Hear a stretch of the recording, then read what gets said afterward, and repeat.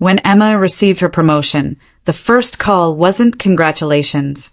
It was her mother, reminding her about an old debt. "Sweetheart, we must have you over for dinner tonight." Her mother's voice crackled through the phone. Emma still held the champagne bottle her colleague Mia had pressed into her hands just moments before.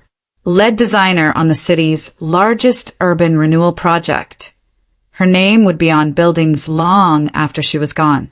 But even now, her mother's words dragged a heavy weight onto her shoulders. "Can we do tomorrow instead?" Emma asked, though she already knew the answer. "Tonight, Emma. We insist." The drive to her parents' house felt endless. Every familiar streetlight flickered memories she had tried to bury. She thought about the college scholarships she gave up to stay close to them, the unpaid bills she covered after her dad lost his job, the countless times she was told, "Family comes first," whenever she dared to dream for herself. Their house hadn't changed in 20 years, a peeling two-story home with dying rose bushes out front. Emma had offered to help renovate many times, but her parents always refused, claiming they were comfortable with things as they were. Her mother opened the door before Emma could even knock. "There's our successful girl!" Her mother beamed, though the smile didn't touch her eyes. She wore her best pearls, the ones she saved for special occasions, and manipulating people. Her father sat at the dining room table, a manila folder perfectly centered in front of him. He didn't get up to greet her. "Congratulations on the promotion, sweetheart," he said, sliding the folder across the table toward an empty chair. Emma stayed standing. "What's this?" "Sit down, darling," her mother said sweetly. "We have wonderful news." Emma sat down slowly, a knot forming in her stomach. The folder felt oddly heavy in her hands. She opened it and saw mortgage documents. The remaining balance practically screamed at her. £129,147.32. "We've been thinking," her mother began, her voice syrupy, "now that you're finally in a position to help." "The bank's been difficult," her father added. "Interest rates are killing us."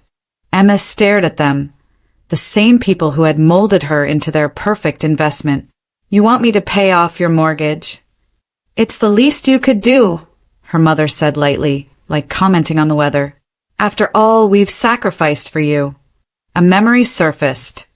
Emma at 16, crying as she sold her art supplies to fund her younger sister Lily's dance lessons.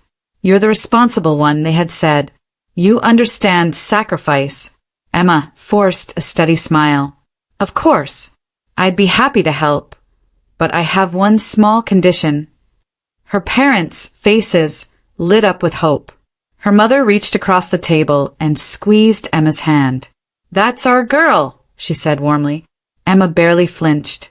She glanced up and noticed Lily standing quietly in the hallway watching. Lily, 28 and still living at home, still tangled in the same web Emma was preparing to escape. "I'll have my lawyer draw up the paperwork," Emma said calmly. "We can finalize everything next week." Her father nodded in approval. "We knew we could trust you." Emma gave a tight smile. They had no idea what was coming.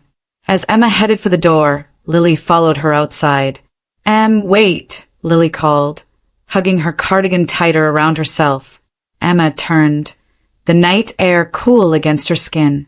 "Are you okay?" Lily asked, her voice small. Emma smiled, feeling a lightness she hadn't felt in years. "I'm fine, Lily. Everything's going to be fine. You seem different." "Maybe I am." Emma got into her car, leaving Lily standing uncertainly on the porch. As she drove away, she pulled over at a red light and sent a text to a number she had never deleted. "Daniel, it's Emma. I need a favor. Legal stuff. Call me." The reply came almost instantly. "Still practicing family law. What do you need?" Emma gripped the steering wheel, staring at her parents' house in the rearview mirror. A very specific document she typed back. One that looks simple, but isn't. Daniel responded with one line, "Always read the fine print." That night, Emma slept better than she had in years. dreaming of old walls crumbling and fresh foundations rising from the dust. For the first time in forever, she wasn't trapped. She was building her way out. The next morning, Emma met Daniel at his downtown office. The sun poured through tall windows, lighting up the neat stacks of files and papers. Daniel, with his same wire-rimmed glasses and worn leather bag, studied Emma like she was another complex case. "Let me get this straight," he said, tapping his pen. "You want to pay off their mortgage, but you want the deed transferred solely to your name." "That's right," Emma replied. "And you want it hidden in the paperwork, so they won't realize until after they sign." Emma met his gaze without blinking. "Is it possible?" Daniel leaned back, running a hand through his graying hair. "Legally? Yes," he said. "Ethically, that's a whole different conversation." "I'm not asking for a lecture on ethics," Emma said flatly. Daniel sighed and pulled a fresh sheet of paper from his folder. "If this is revenge, Emma, you're stepping into dangerous territory." "It's not revenge," she said, lying to herself as much as to him. "It's security, legal clarity." He scribbled notes, frowning. "You do realize this will destroy whatever's left of your relationship with them?" Emma laughed quietly. "What relationship? I was never a daughter to them. I was an investment." Daniel's pen moved swiftly across the page. "Give me 3 days. I'll have everything ready." Emma nodded, standing to leave. As she reached the door, Daniel called after her. "Just remember, Emma, revenge comes with terms you can't always control." Emma smiled tightly. "Good. I'm tired of playing by their rules." Outside, the city buzzed with life, but Emma felt strangely calm. She had a plan now, and this time she was in control. The next few days passed in a blur of signatures and notary stamps. Her parents barely skimmed the papers before signing. Her mother was too busy talking about curtains and kitchen remodels. "Just sign here," Emma said, pointing to the lines. "And here."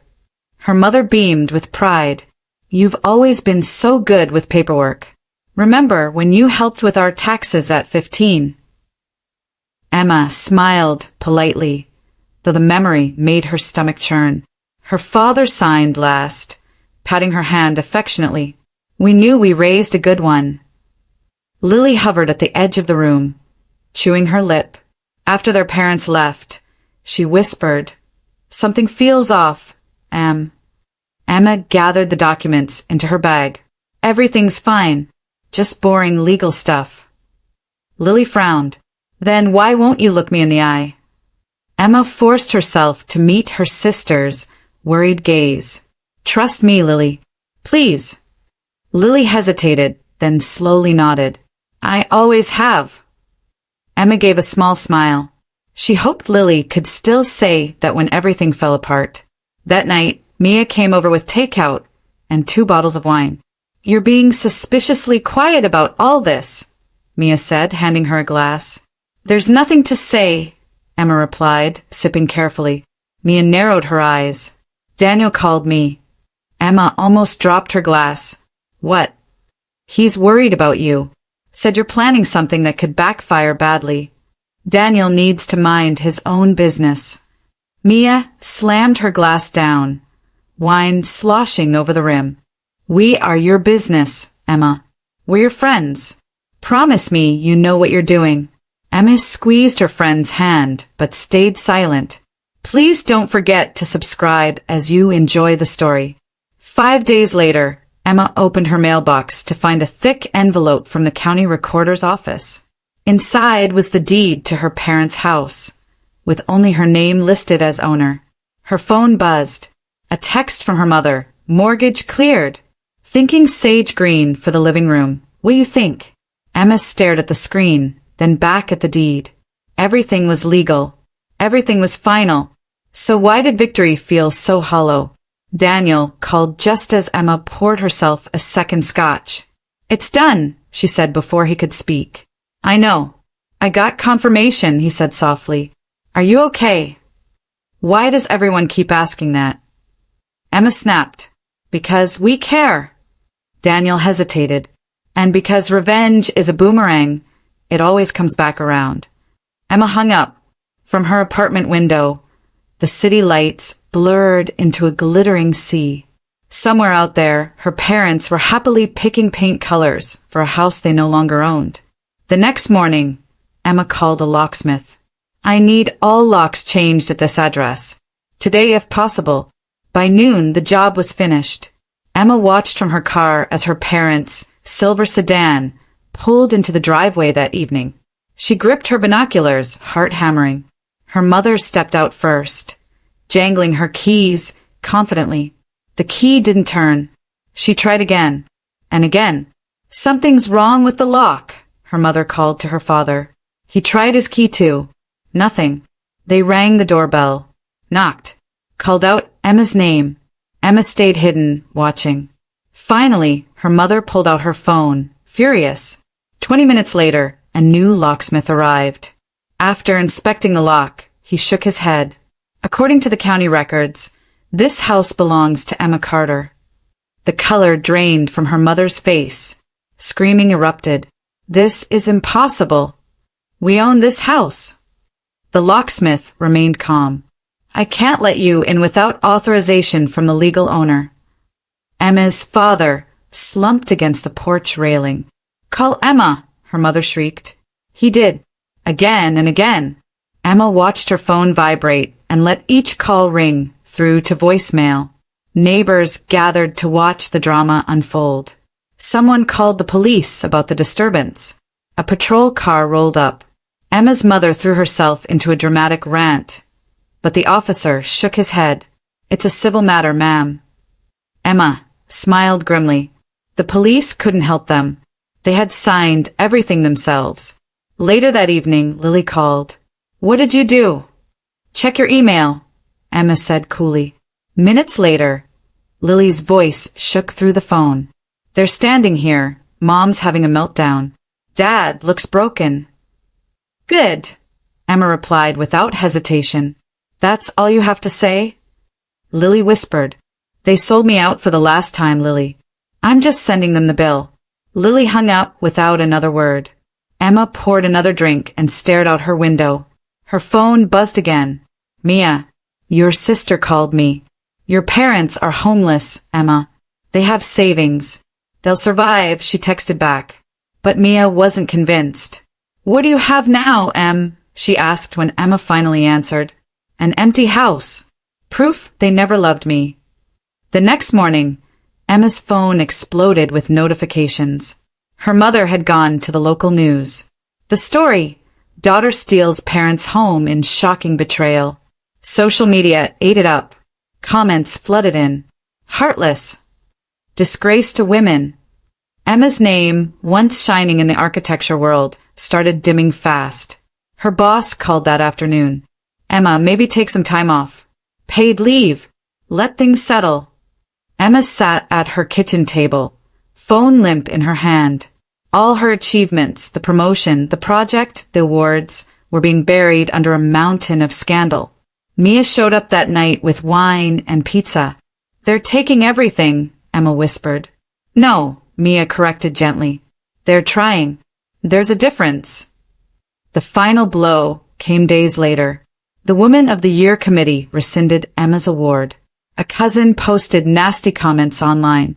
Her reputation dragged through the mud. In her darkest hour, an email arrived. From her father, dated 3 years ago. Thank you for everything you've done for us, Emma. You're a better daughter than we deserve. Tears blurred her vision. Not revenge. Not money. The truth was her freedom. She didn't need their validation. She had herself, and that would always be enough. Moral lesson. Real love isn't measured by debts or obligations. True freedom comes when you stop seeking approval from those who never gave it freely, and build your own foundation based on truth, not transaction.